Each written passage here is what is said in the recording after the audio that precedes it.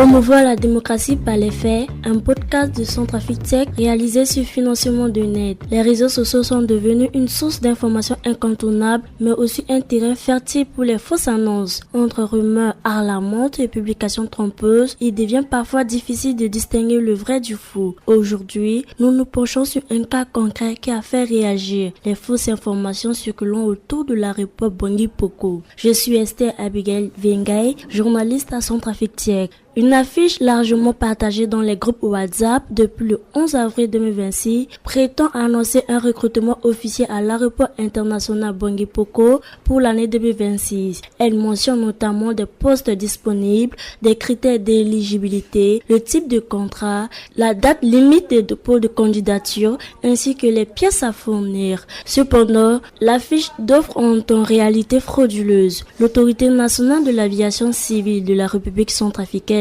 ANAC dément avec la plus grande fermeté les informations infondées et trompeuses contenues dans cette affiche. Des indices à caractère d'arnaque, du phishing pour récupérer des informations personnelles. À titre de comparaison, le communiqué authentique publié le 10 avril 2026 par le directeur général de l'Autorité nationale de l'aviation civile de la République centrafricaine, ANAC, relative au concours d'entrée à l'école africaine de la météorologie et de l'aviation civile EMAC, saison 2026, renvoie vers des canaux officiels, notamment les sites internet. Cette incohérence renforce le caractère trompeur de l'annonce et confirme qu'elle ne provient pas d'une source fiable. Interrogé à ce sujet, Danine Garasso, responsable de la cellule de communication de l'Autorité nationale de l'aviation civile de la République centrafricaine, ANAC, a formellement démenti cette information. Il appelle les demandeurs d'emploi à faire preuve de vigilance en évitant de postuler ou de relayer ce type d'annonce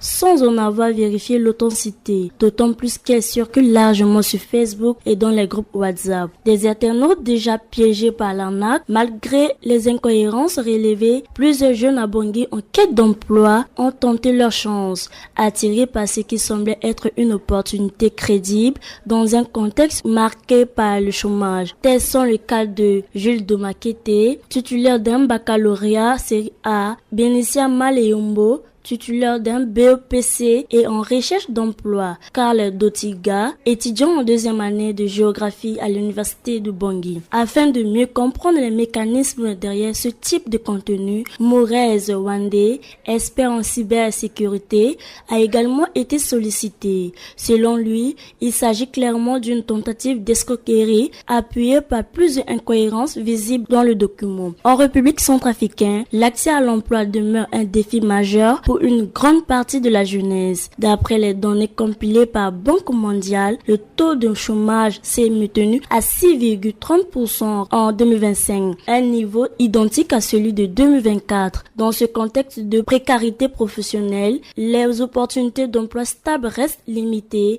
et suscitent un fort engouement. À l'issue des vérifications menées par Centrafrique Tech, aucune offre officielle ni campagne de recrutement n'était en cours à l'aéroport international Bangui Poko à la date du 9 avril 2026. L'Autorité nationale de l'aviation civile de la République centrafricaine, ANAC, a formellement démenti cette annonce, confirmant qu'il s'agit d'un contenu frauduleux qui ne provient pas de ces services. Face à la montée des fausses annonces, chacun de nous a un rôle à jouer. Vérifier avant de partager, croiser les sources et faire confiance à des plateformes de fact-checking comme Centrafrique Tech, car promouvoir la démocratie par les faits, c'est aussi défendre une information fiable et responsable. Merci de nous avoir suivis et à très bientôt pour un nouvel épisode.